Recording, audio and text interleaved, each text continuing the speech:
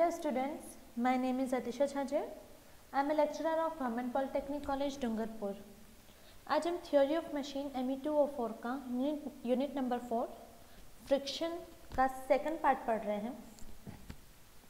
आज हम टॉपिक पढ़ेंगे friction in journal bearing and 4.4 rolling friction. सबसे पहले स्टार्ट करते हैं फ्रिक्शन इन जर्नल बियरिंग से।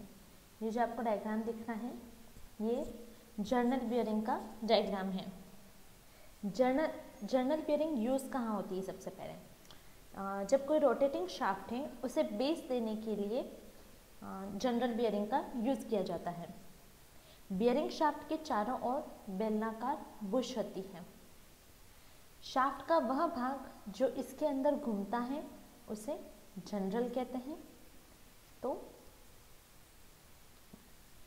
ये शाफ्ट है, ठीक है, जो उस बियरिंग के अंदर घूमता है उसे बोलते हैं जर्नल, ठीक है।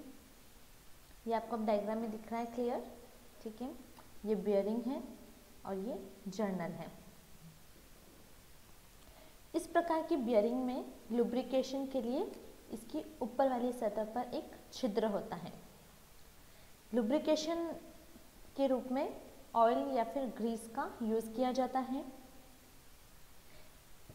ये लुब्रिकेटिंग मटेरियल शाफ्ट और बियरिंग के बीच में एक पतली फिल्म बनाते हैं, ठीक है, एक पतली लुब्रिकेटिंग फिल्म बनाते हैं, ठीक है। यहाँ पे ये बियरिंग और जर्नल के बीच में एक पतली सी लुब्रिकेटिंग फिल्म बन गई है, ठीक है, जिससे दोनों सतह के मध्य होने वाले वियर एंड टियर कम हो जाते हैं। बेहतर लुब्रिकेशन के लिए ये आवश्यक होता है कि दोनों सतहों के मध्य जो टेम्परेचर है वो कम रहना चाहिए, जिससे जो लुब्रिकेटिंग मटेरियल है उसकी विस्कोसिटी ज़्यादा रहे। शाफ्ट की अगर स्पीड ज़्यादा हो और स्नेहक मात्रा, जो स्नेहक पदार्थ है जो कि लुब्रिकेटिंग मटेरियल है उसकी मात्रा अगर पर्याप्त मात्रा में उपलब्ध रहती है तो टेम्परेचर राइज नहीं होता है।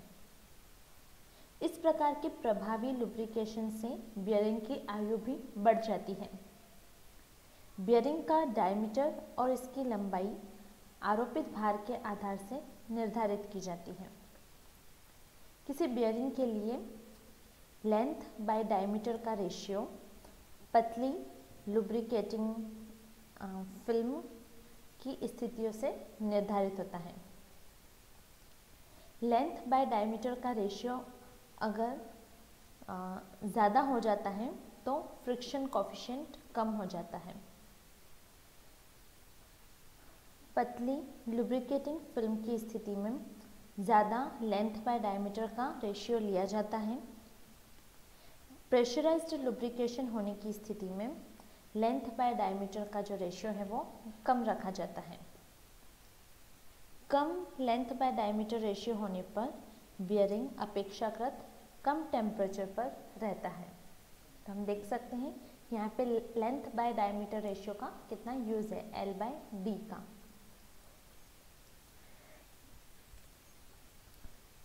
जनरल बियरिंग का चुनाव निम्न आधार पर किया जाता है, जैसे कि शाफ्ट की घूर्णन गति, ठीक है। तो जो शाफ्ट है उसका रोटेशन पर मिनट उस पर डिपेंड करता है कि हम किस जनरल बियरिंग का यूज़ करें। सेकंड है शाफ्ट और बियरिंग के पदार्थ के अनुसार। थर्ड जर्नल तथा बियरिंग के मध्य रेडियल डिस्टेंस के आधार पर। फोर्थ प्रक्रिया के टेम्परेचर पर। और फिफ्थ लुब्रिकेशन के आधार पर। स्टील, ब्रॉन्ज, बेबेट, एल्यूमिनियम, प्लास्टिक इत्यादि पदार्थों का यूज़ जर्नल बियरिंग के लिए किया जाता है। तो ये हो गया फ्रिक्शन इन जर्नल बियरिंग।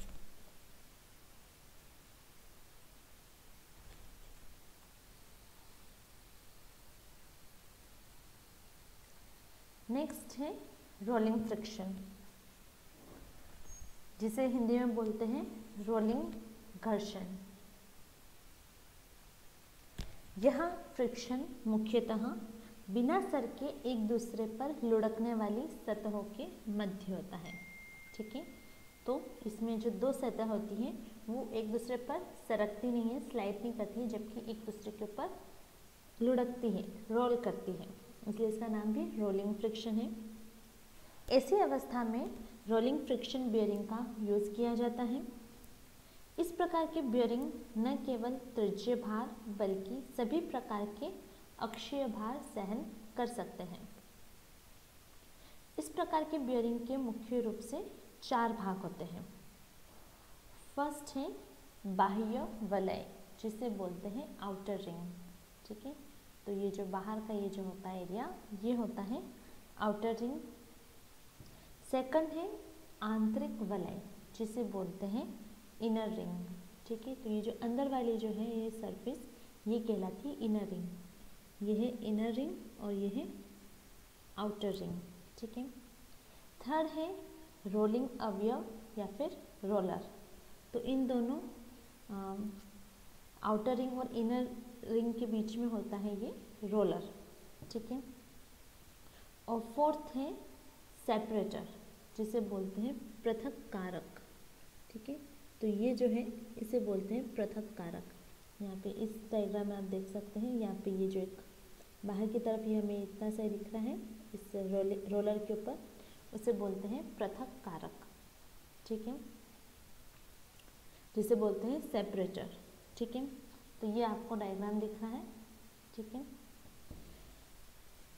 इसमें ये जो आउटर रिंग है वो मशीन में लगी हुई होती है। ठीक है, और ये स्थिर रहती हैं। ये जो बीच में शाफ्ट है ये रोटेट करती है, तो घूमते हुए शाफ्ट को आधार देने के लिए इनर रिंग इसके कांटेक्ट में आती है और शाफ्ट के साथ इसकी गति से घूमती है। ठीक है, तो आउटर रिंग तो फिक्स हो गई मशीन के अंदर, शाफ्ट रोटेट करती है, शाफ्ट के साथ कनेक्टेड है इनर रिंग। ठीक है, तो ये इनर रिंग इस शाफ्ट के कांटेक्ट में आती है और ये इसी शाफ्ट की स्पीड से घूमना स्टार्ट कर देती है। इन दोनों रिंग्स के बीच में रोलर का यूज़ किया जाता है, जो कि बेलनाकार या गोलाकार रूप में होता है।